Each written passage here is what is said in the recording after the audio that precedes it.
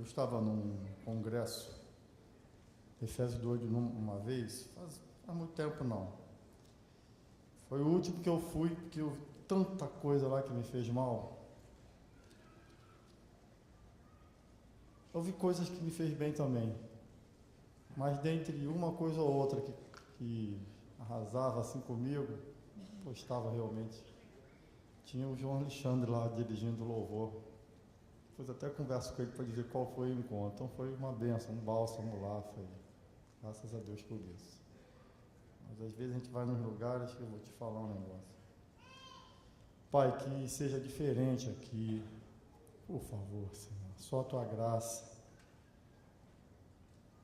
Só a Tua graça, Senhor, para fazer com que a palavra penetre na nossa vida, na nossa mente. Por favor, em nome de Jesus. Jesus, Senhor, tem misericórdia. Amém. Efésios 2, de 1 a 10. Ele vos deu vida, estando vós mortos nos vossos delitos e pecados, nos quais andastes outrora, segundo o curso deste mundo, segundo o príncipe da potestade do ar, do Espírito que agora atua nos filhos da desobediência, entre os quais também todos nós andamos, outrora, segundo as inclinações da nossa carne, fazendo a vontade da carne e dos pensamentos, e éramos por natureza filhos da ira, como também os demais. Mas Deus, sendo rico em misericórdia, por causa do grande amor com que nos amou, e estando nós mortos em nossos delitos, nos deu vida juntamente com Cristo. Pela graça sois salvos. E juntamente com nos ressuscitou e nos fez assentar nos lugares celestiais em Cristo Jesus, para mostrar nos séculos vindouros a suprema riqueza da sua graça, em bondade para conosco, em Cristo Jesus, porque pela graça sois salvos, mediante a fé, e isto não vem de vós, é dom de Deus, não de obras, para que ninguém se glorie, pois somos feitura dele, criados em Cristo Jesus para boas obras, as quais Deus de antemão preparou para que andássemos nelas. Eu tenho que fazer um pedido aqui hoje. Por favor, não saia daqui na metade dessa mensagem. Por favor. Porque será como você ter ido ao médico e ele disser para você: o seu diagnóstico é horrível, o seu mal é terrível, a situação é extremamente complicada. Aí você fica tão desesperado, ou aflito, ou angustiado, ou rejeita por alguma razão e sai correndo antes que ele lhe diga: não vai embora, não vai embora. A cura para você, saiu antes. Por favor, não saia antes. Mas eu quero dizer que é o que eu vou fazer. Tá bem? Aqui. Vai ser o fim da mensagem, pelo menos no teor que será feito aqui. Se você tiver que sair, por favor, pergunte a alguém qual é o fim daquela história que aquele pastor estava falando. Não deixe de perguntar a alguém, porque senão você vai sair daqui com esse diagnóstico. Na verdade, esse texto aqui é de Paulo. O que ele faz, em síntese, é constatar o que é vivido, o que o homem, por sua natureza, vive, e o que pode ser este homem mediante a graça de Deus. Paulo primeiro faz um retrato, um diagnóstico, a condição que todos os homens em todos os lugares estão, quadro da condição humana universal. Ele expõe três verdades aqui, algumas verdades, na verdade, terríveis sobre o homem, sobre o ser humano não regenerado, que ainda não foi alcançado pela graça, não compreendeu, realmente não compreendeu o amor de Deus revelado em Jesus. Alguns têm uma noção desse amor. Nossa cultura fala muito de um Deus amável, mas aqui está falando o que Deus diz de si mesmo, de seu amor, que a gente só entende quando compreende como sem Jesus, o que passamos a ser em Jesus. É o que o texto nos diz. Então, o texto diz assim: Ele vos vivificou, estando vós mortos nos vossos delitos e pecados. Ele começa com vós, depois ele traz para nós, ele se inclui aí nesse quadro, não é um quadro favorável nem um pouco. Estávamos mortos, gente, são expressões paulinas, estão na Bíblia. Paulo não usa uma mera linguagem, figura de linguagem, ele quer dizer, Stott é quem compreende assim também, John Stott, que é uma declaração real da condição espiritual da raça humana, das pessoas que estão sem Jesus. Estávamos mortos.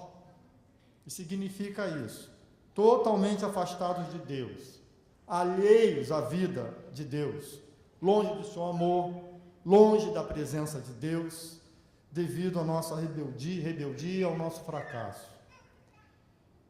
Todo o ser humano longe de Jesus, segundo a visão de Paulo, segundo alguns textos de Jesus mesmo, se encontra nesta condição de morte. Talvez alguns até pensem, mas fulano é tão vigoroso, parece ter tanta saúde, tanta vida, e virtudes até mesmo. Paulo, segundo entendo aqui nesse texto, ele afirma que todos que não se entregam a Jesus indistintamente, que são indiferentes à sua comunhão, que são impassíveis à sua vontade, ante a sua vontade, que são surdos à voz do Espírito Santo e cegos à glória de Jesus, essas pessoas estão mortas espiritualmente, incapazes de fato, reconhecerem a Deus, conhecerem a Deus, viverem para Deus, andarem com Deus, se achegarem a Deus e se tornarem filhos de Deus. O homem é criado para Deus, passa a viver sem Deus e morto para Deus. E ele vai explicando melhor o que é esta morte, porque ele diz assim: nos quais outrora andastes nesta morte. Ele está falando para uma igreja, como eu estou fazendo aqui. Nos quais outrora andastes. E ele está dizendo como nós éramos sem Jesus, não sem a igreja. Por favor, não confunda isso. Igreja não faz isso, não muda esse quadro. Não é igreja. Sem Jesus, a gente vai explicar um pouquinho melhor isso. Como era a nossa vida e a vida de qualquer pessoa, do próprio apóstolo Paulo, sem Jesus, nos quais outrora andaste, segundo o curso deste mundo, segundo o príncipe das potestades do ar, do espírito que agora opera nos filhos da desobediência. E ele fala, entre os quais todos nós também antes andávamos, e mais explicando, nos desejos da nossa carne, fazendo a vontade da carne e dos pensamentos, e éramos por natureza filhos da ira, como também os demais. Então, Paulo diz que o ser humano sem Jesus está escravizado. Ele não sabe disso, ele não se dá conta disso, ele até se acha bom, se acha merecedor. Paulo está dizendo que sem Jesus não há justo. Todos nós estamos nesse quadro aqui, escravizados. E ele fala que somos escravizados por 3 forças. Pelo curso deste mundo. Ou seja, sem Jesus, nós vivemos sem considerar a vontade de Deus. Nós vivemos por meio de um sistema de valores alienado de Deus. É desta alienação que deriva a desumanização das pessoas, toda a opressão social, toda a opressão política, o descaso com os necessitados, apego ao materialismo, apego e a liberdade que se dá, a satisfação irresponsável de desejos, de prazeres. Irresponsável, por favor, porque desejo ninguém vive sem ele, prazer também não. Mas irresponsável. O que o texto nos diz é que sem Deus o homem está subjugado por essas forças malignas. E nós não temos como fugir de que ele está se referindo a uma força pessoal. Não é algo etéreo, é uma força real que existe. Ele está dizendo que sem Jesus, antes, essas pessoas não possuem uma mente própria. Não sabem disso, mas não possuem. Se entregam aos valores populares, que em nada se relacionam ao reino do amor de Deus, que dignificam a vida humana.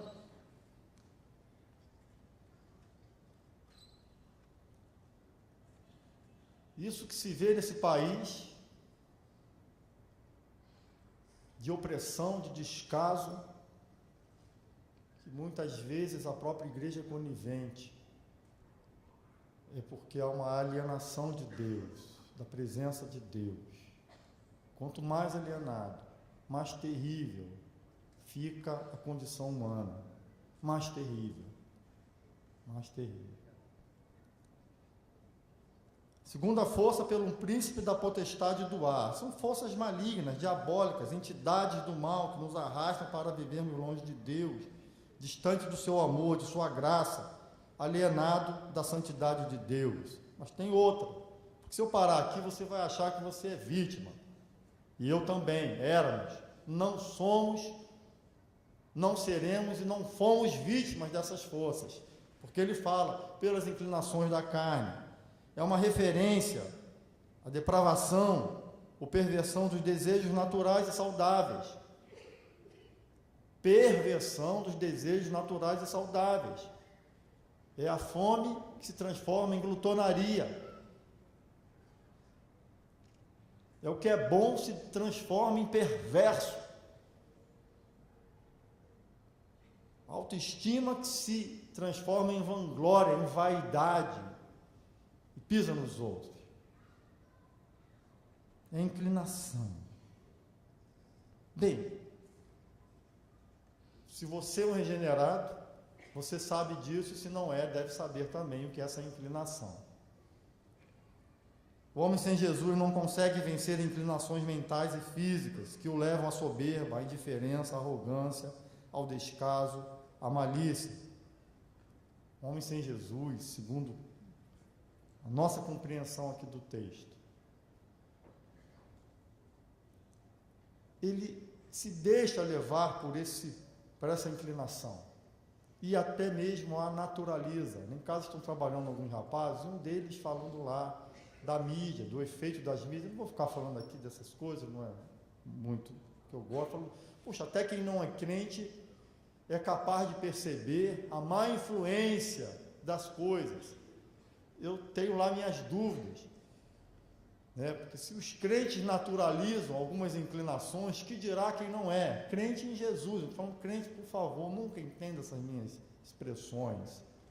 Crente como alguém que vai à igreja. Não é prática religiosa. Estou sempre falando alguém que compreendeu a obra de Jesus, a vida de Jesus, a morte de Jesus. Crente no que Jesus fez. Esse é crente. Se esse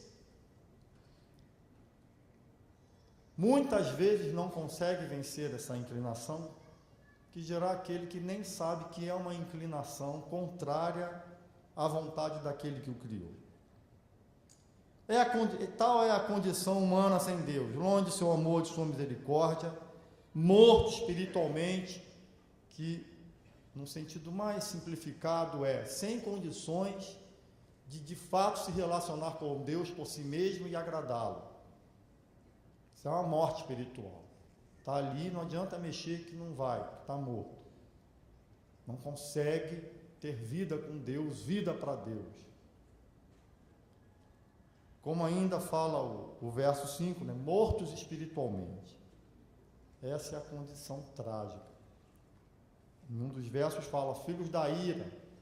Essa ira aqui, de Deus, segundo eu a entendo, não eu apenas, assim eu compreendo essa escola, não é um sentimento de raiva, é uma indisposição que Deus tem, uma hostilidade que Ele tem contra o mal. Deus não suporta o mal feito por mim, ou feito em mim, ou feito na sociedade. Deus não criou a mim, a você e a ninguém para o mal. Essa é a ira de Deus. Pessoas que rejeitam, sistemas que rejeitam o seu amor, a sua vontade amorosa. São pessoas que herdam as consequências desse afastamento. Essa é a condição. Então, se você tiver que sair, saia daqui a pouco. Mortos espiritualmente. A gente não gosta de falar, não compreende bem. Essa morte, o caminho dela é o total afastamento de Deus. Como o apóstolo Paulo diz em outro texto, em Romanos, Deus entrega essas pessoas, então, já que querem viver sem Deus, então vivam as consequências disso. O mal só piora quando não há uma regeneração na vida daqueles que vivem no mal.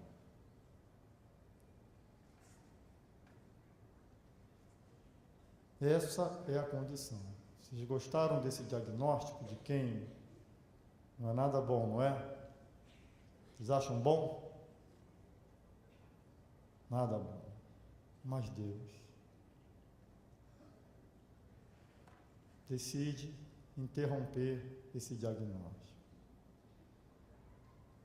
Por sua imensa compaixão e amor, Deus decide deliberadamente interromper essa condição.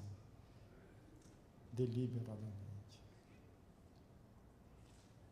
Deliberadamente.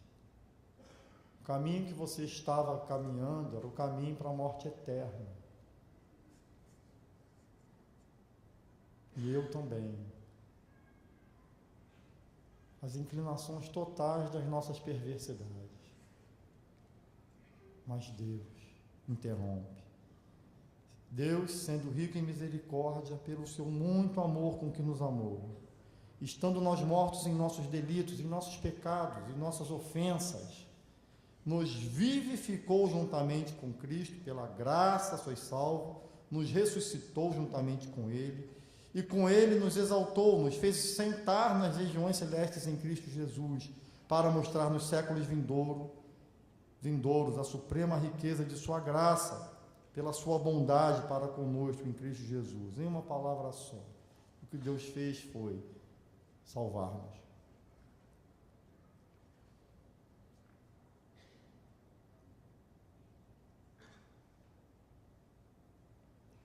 Nas palavras do próprio Salvador, Jesus, porque Deus amou o mundo de tal maneira que deu seu único Filho, para que todo aquele que nele crê não pereça, mas tenha vida eterna. João 3,16. Por um lado, fomos remetidos ao ensinamento sobre nossa falência espiritual. Paulo, mais na frente, em outro texto, na verdade, em Romanos capítulo 7, verso 18, diz assim: porque eu sei que em mim, isto é, na minha carne, não habita bem nenhum. Pois o querer o bem está em mim, não porém o efetuá-lo. É por isso que quando eu reconheço aquele estado, que é o estado de falência moral e espiritual, que é exatamente o sentido que está no Sermão do Monte, quando Jesus diz: bem-aventurados os pobres de espírito.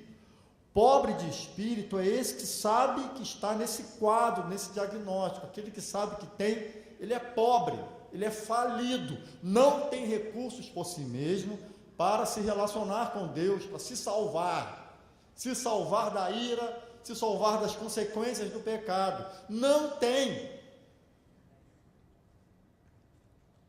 A fé em Jesus quebra, aniquila totalmente a nossa arrogância, que se torna o principal empecilho para nós nos rendermos à graça de Deus, porque você é falido.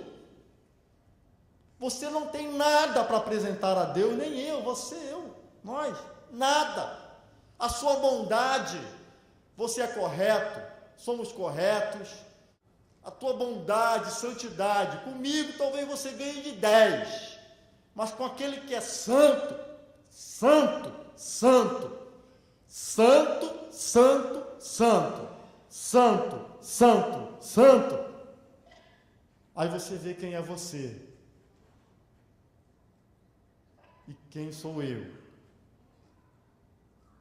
Não se compara com o outro, se compara com quem é santo. E a gente vê a falência. Você não pode compreender o quanto Deus te ama, se não compreender o que você era sem Ele. Talvez banalizemos muito nossa vida com Deus, porque a gente se esquece do traste que éramos, para onde íamos. E porque quis, porque decidiu. Ele interrompeu esse caminho.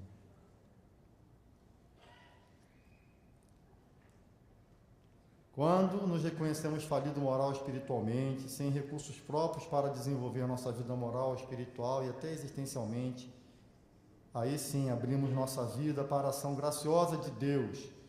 Assim, colocamos toda a nossa esperança e confiança somente em Deus. É isto, estando nós mortos em nossos delitos, Deus fez por nós o mesmo que fez em Jesus. O texto diz assim: nos deu vida como deu a Jesus quando morreu na cruz, nos ressuscitou e nos exaltou em Jesus Cristo. Estávamos mortos, mas Deus nos tornou espiritualmente vivos. Então, por um lado, em Jesus, por sua morte na cruz, eu tenho uma nova vida. Se a condição foi interrompida, a vida é nova. Ela não é nova porque surgiu do zero, é nova em qualidade. É nova. Estava doido para chegar nesse ponto aqui, acho que é por mim que eu precisava ouvir ele. Então, por um lado, eu passo a ser objeto, alvo direto do amor de Deus, uma nova vida. Por outro, eu tenho uma vida de vitória sobre todas as forças que antes nos subjugavam, pois por seu amor e graça, fomos entronizados juntamente com Cristo no reino do amor de Deus. Eu não quero dizer, nem o apóstolo Paulo, ele deixa claro demais isso, que tais forças e tendências que ele nos cita nos versos 1 a 3, elas estão completamente aniquiladas, nos abandonarão por completo. Ele quer dizer que em Cristo nós primeiro vamos ter e temos um advogado que nos defende, aponta para nós e diz: eu os absolvi. João deixa isso claro em sua carta. Ele está absolvido, Pai, que o meu sangue o lavou. Aquela história não lhe diz mais respeito.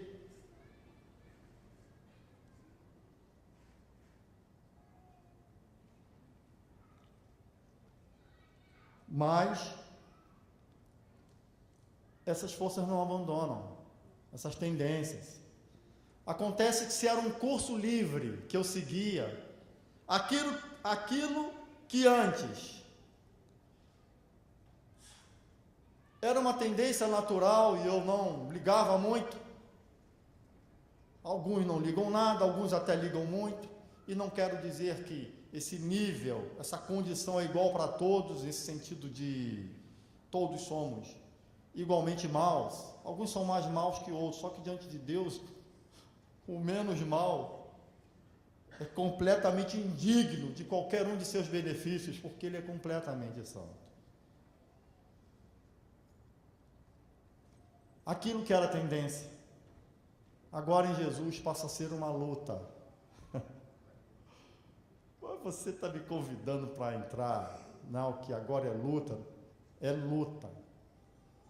A diferença é que é luta, eu não vou negar, não adianta a gente vir com esse discurso que não vai ter luta, é luta. Só que passará a habitar em você, Paulo nos diz isso, Jesus já deixou isso claro quando foi assunto aos céus, subiu aos céus, passará a habitar em você esse próprio Deus, na pessoa do Espírito Santo, que é quem nos conduz em vitória, nos convence quando erramos, e mesmo quando a gente ainda, vamos lá, volta em meia, aquela tendência lá, tem vitória na gente, mas é luta. Ele vem te dar a mão, te reergue e fala, vamos de novo. Por quê?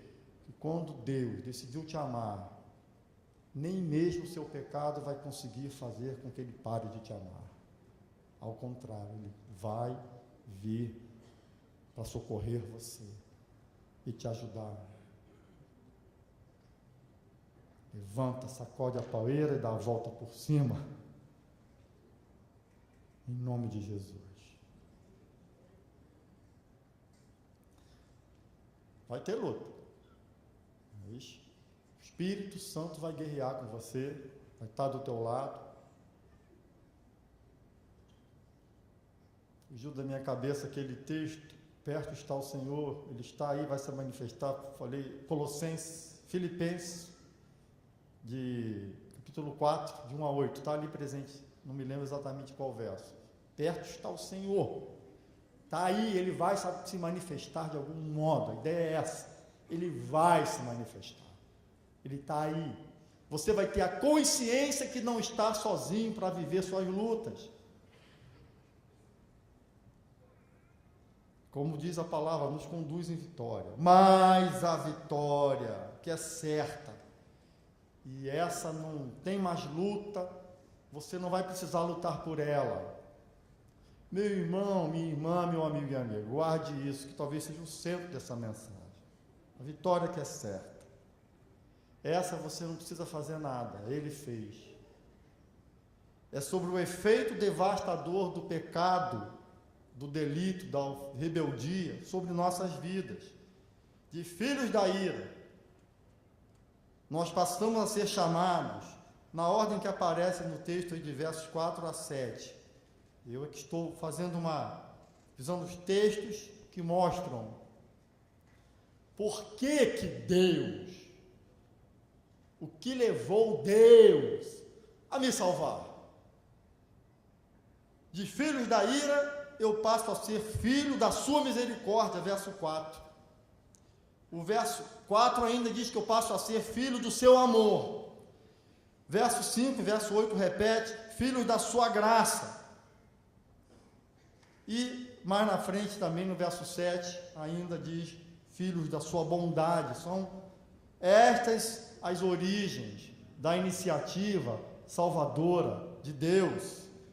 Sabe por que Deus fez? Porque teve misericórdia, porque amou, porque derramou sua graça sobre nossas vidas e foi supremamente bondoso para com cada um de nós. Deus nos salvou porque, movido por seu imenso amor, decidiu deliberadamente, espontaneamente nos salvar. Nos salvou por sua graça, por sua decisão, mesmo a gente não merecendo. Porque pela graça sois salvos por meio da fé, e isto não vem de vós, é dom de Deus. Paulo,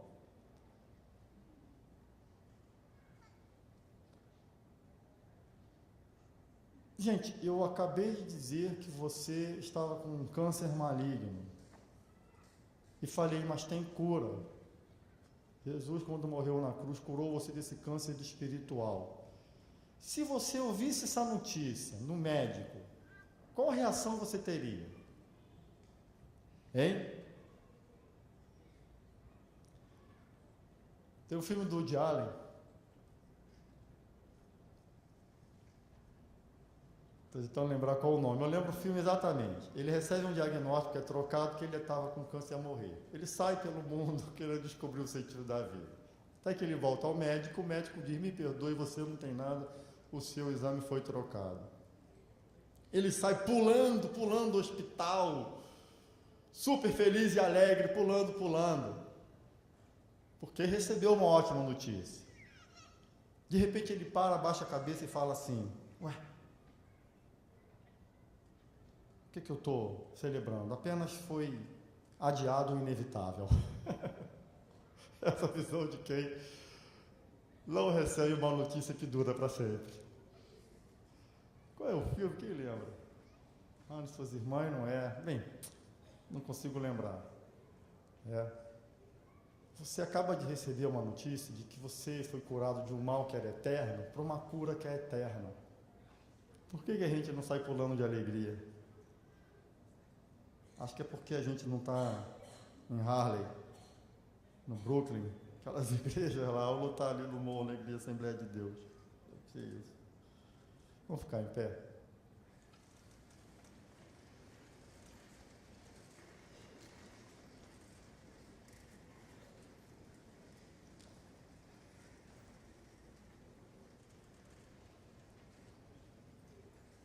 Faça agora uma oração. Eu não terminei, estou concluindo. Mas Deus simplesmente decidiu me tirar daquela condição. Agora eu eternamente sou seu filho, filho da sua misericórdia, do seu amor, da sua graça, da sua bondade. Sempre, para sempre. Eu não fiz nada para isso. Eu não fiz nada para ter isso. E nada que eu possa fazer me afastará disso. Nada. Essa é a herança dos salvos. Perseverança dos salvos.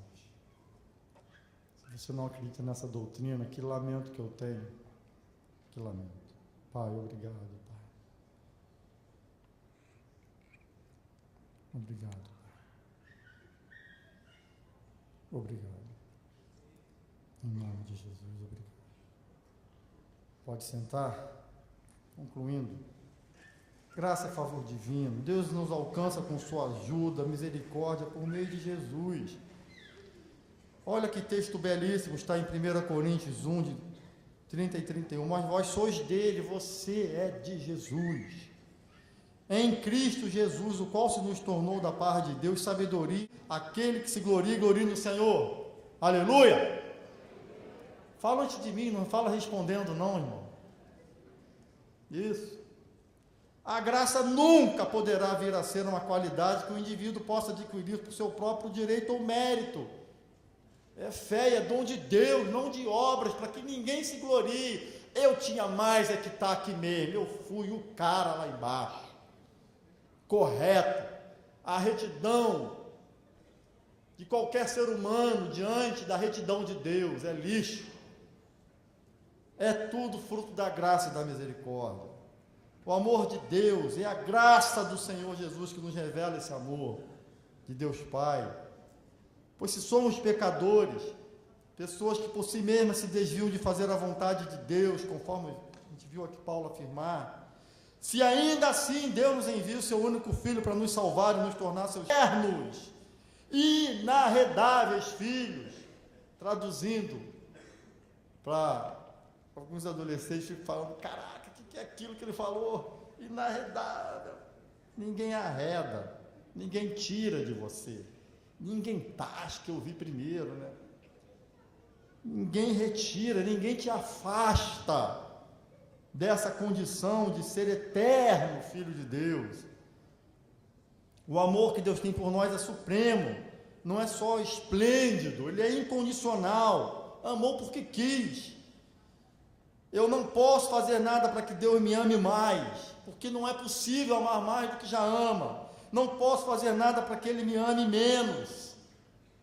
Não posso, porque eu, sendo traste que era, me amou e mandou o seu Filho. Agora regenerado, é um amor ainda mais que a gente pode compreender. Como assim? Nada nos separará do amor de Deus que está em Jesus.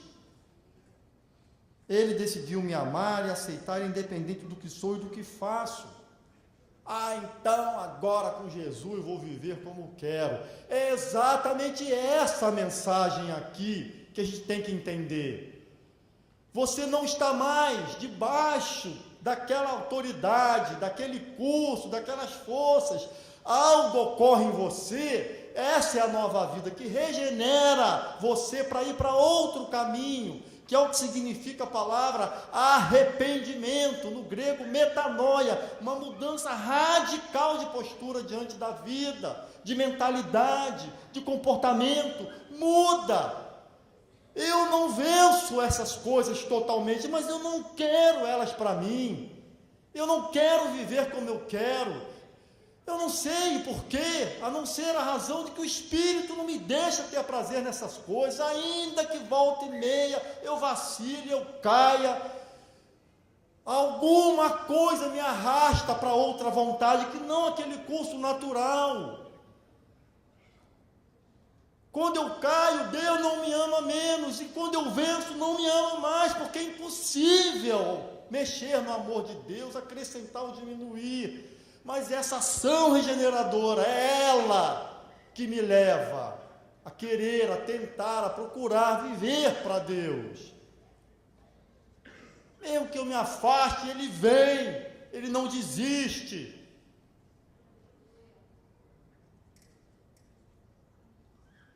E sabe, Ele não vem de novo andando sobre as águas, Ele virá, como disse a mãe, Ele vai vir.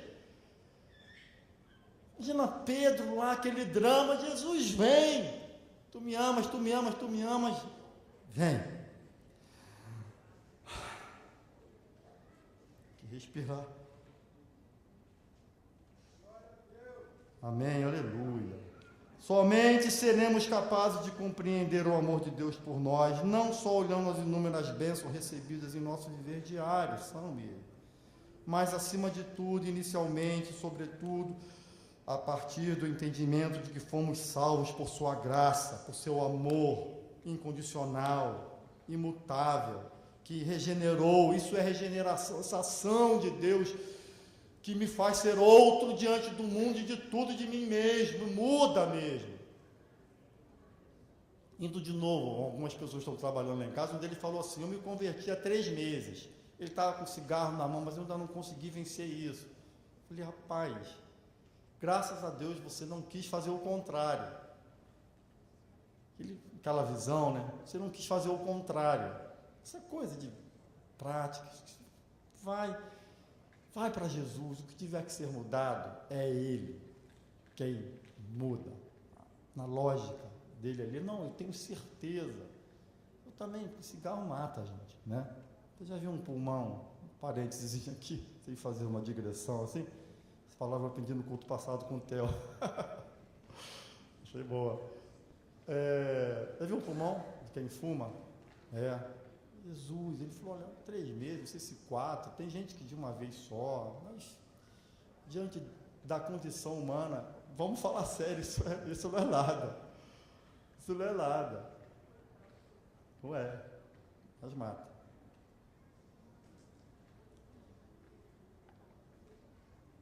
Deus nos ama e decidiu nos salvar por meio de Jesus Cristo. Sucintamente algumas implicações. Se você ainda não declarou sua fé neste Deus que te ama desse modo, neste amor, nesta graça, nessa decisão de Deus vir a seu socorro, você tem que entender que Jesus veio mesmo numa cruz, não como essa aqui, uma cruz de madeira, era real a vinda dele. E ele disse, eu sou o caminho, a verdade e a vida, ninguém vem ao Pai senão por mim. São palavras de Jesus. Deus o amou e veio em sua busca para lhe salvar, para amar você, para você experimentar esse amor, te dar essa nova vida, essa regeneração, essa mudança radical. E a vida eterna, eternamente viver com Deus como filho do seu amor, da sua misericórdia, da sua graça, da sua bondade para a vida toda. Se você não fez isso, faça hoje, por favor. Faça hoje. Faça agora, abaixando sua cabeça, apertando a mão de alguém do teu lado que você conhece. Faça hoje. Para que amanhã? Faça hoje. Entregue sua vida a Jesus. Deus, eu me rendo. Se é assim que você me ama, eu quero viver isso que esse cara está falando lá na frente. Entregue hoje sua vida a Jesus. Hoje.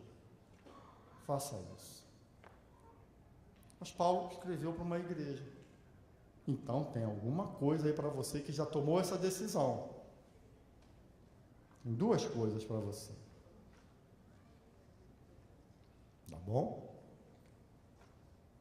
Que também vale para você que não. Se você acabou de entregar a sua vida a Jesus, já está dentro. Já vale para você. Hoje é o dia de ao menos 3 coisas que você compreender aqui. 3 coisas. Algumas coisas. Que às vezes eu falo 3 e começo a escrever e não conto. Mas eu acho que eu botei 3 vezes. De você compreender ainda mais o que Deus fez por você e se render a seu amor e serviço.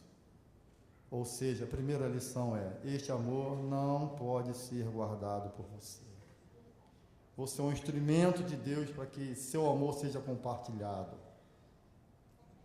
Deus nos regenera, nos dá essa nova vida, para que nós nos tornemos, nós mesmos, a evidência irrefutável, a evidência clara, contundente de seu amor e sua graça. A gente passa a viver para ser a expressão desse amor e dessa graça. Você não pode guardar. É uma pérola de grande valor que você quer dizer a todos: eu encontrei essa pérola. Ou a gente não tem tido uma compreensão exata do que é que Deus fez por nós. Porque isso acontece.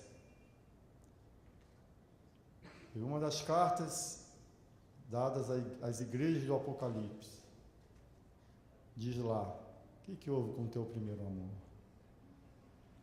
Sabe aquela notícia que aconteceu com o Woody Allen?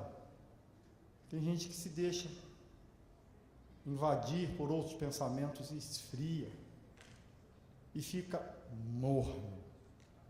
Nem frio, nem quente, morno. Essas verdades já não lhe dizem a alma o que deveriam dizer. Há muitos anos atrás,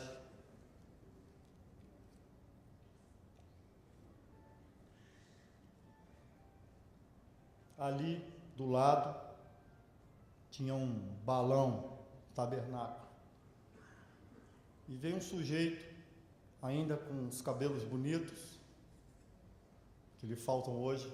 Ele falou uma coisa muito interessante quando pregou sobre Jonas, dizendo que aqueles homens, quando viram que era Jonas, que ele estava fazendo isso porque estava desagradando o seu Deus, tiveram mais temor a Deus do que o próprio Jonas. Não sei se você lembra dessa mensagem. Nunca mais, aquela palavra veio ao meu Deus, eu não posso me tornar alguém que te conhece e tem menos temor do que aqueles que não te conhecem. Eles tiveram mais temor. Não podemos ser assim. A gente tem que rememorizar, trazer a memória, conversar, dar glória a Deus mesmo, para lembrar do que nós fomos salvos, da condição terrível. E não guardar isso com a gente vive para isso, para ser testemunha disso. As pessoas têm que olhar para nós e não apreciar a beleza do quadro que estão vendo em nossa vida, mas dizerem: esse autor pagou um preço caro demais para vir alguém e tirar da mão dele. Concordam comigo? Então, se você sabe a sua condição atual, toda a sua vida vai estar sempre guardada por ele, e vai, porque ele te comprou, meu irmão. Glória ao nome do Senhor. Glória ao nome do Senhor. Pai, no mais, eu peço que o Teu Espírito aplique essa palavra à nossa vida, ao nosso coração, Senhor. Naquele que não te conhece, Deus, faz ele entregar a vida a Você agora, Pai. Toca nesse coração, regenera essa vida. Fala lá: eu te amo. Fala a essa pessoa: é você que tinha que estar aqui para ouvir essa mensagem, para se converter, entregar a vida a Jesus. Pai, eu não posso, ninguém pode, nem anjos podem fazer isso. Ninguém, Senhor. Quem pode fazer é o Espírito. Faz, Espírito Santo. E quanto a nós que não somos melhores do que ninguém, nem mesmo o fato de sermos venerados nos torna melhores, a gente sabe, Pai. sabe que tirou a tua graça de nós, volta tudo o que era, mas sabe que essa graça jamais sai de nós. Eu sei que a tua graça nunca vai me abandonar. Nós, Pai, eu falo para mim também isso, Pai, faz da gente uma testemunha evidente, clara, bonita, real, viva, cheia de vida e cores, uma testemunha desse amor. Pai, que as pessoas olhem para nós e vejam o Deus dele é amor. O Deus dele é maravilhoso. Não vejam a nós, Pai, que a gente suma, que a gente desapareça, mas ao olharem para nós vejam, pelo que falamos e vivemos, vejam o teu amor. E Pai, vamos sair daqui hoje nesta certeza, se tamanho amor nos foi dedicado, tamanho cuidado sempre será a nós dedicado. A glória é tua e o louvor é teu. Em nome de Jesus, toda a honra e glória, mas como poderia ser diferente, Pai, somente para ti. Em nome de Jesus. Amém. Deus nos abençoe a todos, em nome de Jesus. Amém.